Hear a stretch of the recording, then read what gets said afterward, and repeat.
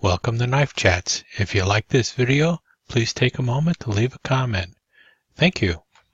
I buy a lot of knives on eBay, and often looking for traditional pattern knives. I just type in the pattern name and see what pops up. And normally when you type in Barlow, you get a knife like this. This is in the Colonial Scrimshaw series. I picked it up because I like fishing, and this has got a wonderful trout jumping up there trying to catch a bug or a fly fisherman's lure. And this is your typical Barlow.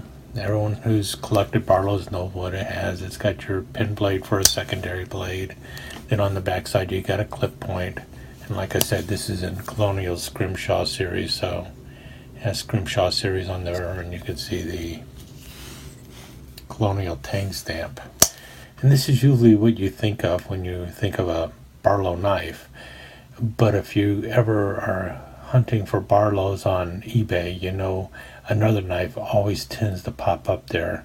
And that's because a artist by the name of Stephen Barlow sells a bunch of Barlow knives. And those other knives also show up, and I've been curious about them for the longest time. So I saw one at a decent enough price for me. It was basically, let's see, about $13, including the shipping, and so I decided I would grab it. Now these other Barlow knives are look more like a classic SD. So what you have with them, you'll have a pair of scissors, and then you'll have a little pin blade and a nail file like you see on a classic SD, and they are the same size as the classic SD, or just about the same size. Here you see it. This is the Stephen Barlow one that I picked up. You notice it's about the same size. It's actually just a little shorter than the 2 1/4 inches of a 58 millimeter knife. You'll also notice it is substantially thicker though, because it has a much thicker scales. It is actually well built, but to be honest with you, the blades, they're a little harder to get out. This might be because while this was sold to me as new, it's actually like new, and so it might need to be cleaned a little bit. But the blade's got a decent enough snap for this size of a knife. The file is a cross-cut file, which a lot of people like over the pebbled file that you see on the newer classic SDs. And it's got the little cuticle pusher on the end here, so it's got a little point instead of the screwdriver tip. And then the scissors, let me see if I can get these scissors out. They have a half stop, which is good because they're a little tricky getting out. They don't work quite as well as the scissors you have on a classic SD, and you notice it just has a single spring there, not the double spring. Let's open up the classic SD scissors. You can see the difference there. About the same size, but this one, it doesn't cut quite as well as these do, and if you notice, it is a little smaller and a little trimmer. What you really are buying these knives for is for the detail on the front, because it has all sorts of wildlife scenes on them and stuff, and that scene does really look good. This is artwork done by Stephen Barlow, and then he gets it laser etched onto the handles of the knife that are a composite material, but it does kind of look like a white smooth bone.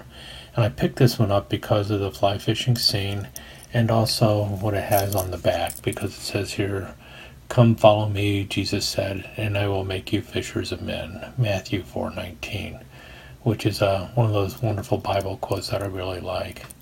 You notice around the trim here, around the insets here, is a gold trim, and so those are actually, I'm guessing they're epoxied into there. It doesn't look like they're pinned or anything, but they're in there pretty well. And you've got your keychain, key ring here. It's a little bit bigger than what you see on a classic SD, so it's a little easier to work with. You can see there. What's missing on it is obviously you don't have the tweezers or the toothpick. If that's not a big deal for you, then there you have it. Like I said, I paid $15 for this. They usually go for a buy it now price of a little over $28, somewhere between $28 and $29. Um, are they worth that much? Well, that's a question for you. I'm not sure if they are or aren't. It's up to you. But I can see how these kind of knives would make a great gift idea for people who are interested in different things, because he has so many different scenes on the knives. The quality of them is not quite as good as a classic SD, and they are much more expensive than a classic SD. But this one, I'm really happy I've got it. Like I said, I only paid $13 for it. Well worth the $13. It is very good shape, and you've got the scene on the front and the quote on the back, and that just makes the knife really cool to me. So the only Stephen Barlow knife I have so far, I don't know if I'll ever pick up another one, but if I see one that has a scene that I really dig, and I get it at a decent enough price, I can picture myself picking up a few more of them. And part of that reason is because I do collect Swiss Army knockoffs of the classic SD, so this one fits into a collection that I've already got going. In any case, thought people might be interested in these Stephen Barlow knives and what I think of them. If you have any of them out there and you bought any, let me know what you think of them also, because to me they're pretty cool. I'm not sure if they're $28 cool, but for $13 I was very happy with it. Oh, and that Colonial Scrimshaw series Barlow, it's got a little dot on it right there, otherwise it would be like new. Hey, for $8 I can't complain. I thought I'd take a few minutes to show the knife up close, and here we see both the front and back of the knife, and you can see that the artwork on it is really spectacular, quite detailed.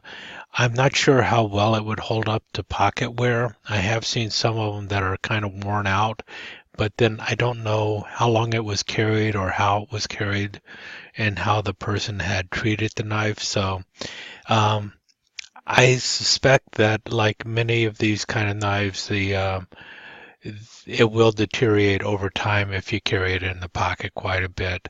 But brand new, it really does look fantastic.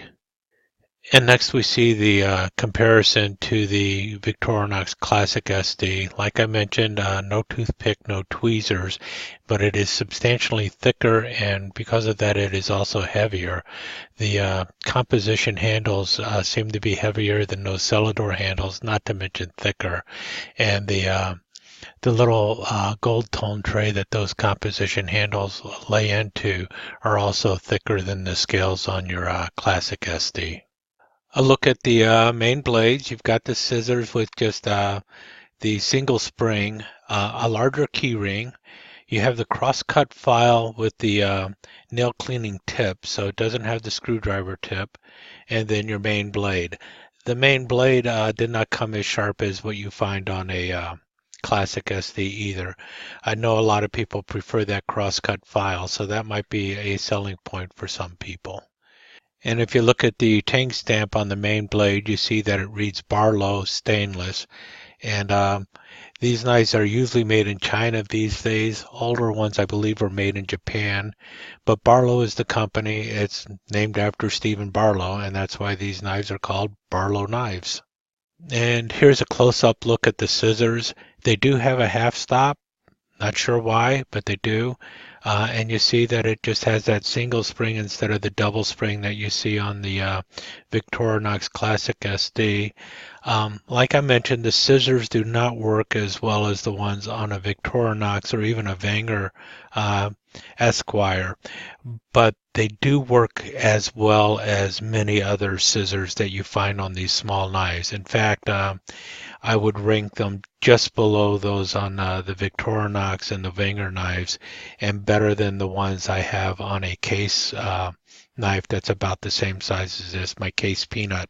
These scissors are better than the ones on the Case Peanut. So something to keep in mind. They're not the world's best scissors you're going to find on a keychain knife. Those are on your Victorinoxes and your Wengers, but they're pretty darn close. And so here are my two fly fishing Barlows. The top one by Stephen Barlow in a keychain knife, and the bottom one is the Colonial Scrimshaw series fly fishing Barlow. As you may have guessed, I was looking for the Colonial fly fishing Barlow and just happened upon the one by Stephen Barlow in the keychain knife. But I'm happy with both of them, and as I collect those Swiss-like keychain knives, I have a place for it. I don't know if I would have picked it up otherwise, but I am really happy with it, and I really love the ivory tone of the handle. I wish the Colonial fly fishing Barlow had a handle that was more in tune with that ivory color as opposed to the very bright white. In any case, hope you enjoyed the video and would love to hear your opinions on those Stephen Barlow knives. Thank you so much for joining us. I hope you enjoyed this episode of Knife Chats, and if you did, please like and share it with your friends. Comments are always welcome. Don't forget to subscribe and ring that notification bell so you'll know when the next episode of Knife Chats is up online. Thanks again. Hope to see you soon.